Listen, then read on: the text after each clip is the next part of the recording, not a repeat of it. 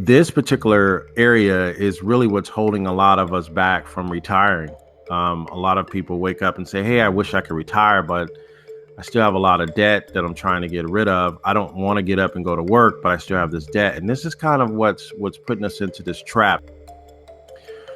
Okay, so this is a very it's not a complicated slide, but let me break it down into some bite-sized pieces for you. This is the GDP, or the gross domestic product. And the gross domestic product is it's the total of goods provided in a country during one year. It provides an economic snapshot of an economy and growth rate.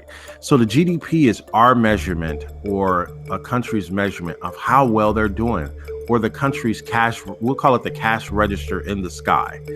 Okay, so at the end of the year, when we ring up our register and we put our receipts together with our expenses, this is what the GDP is. And it's a fancy term, but basically it's made up of these four components.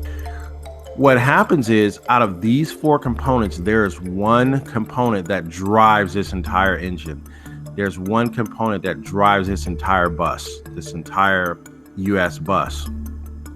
And I will not hold the suspense over you longer, but the suspense is it's the personal consumption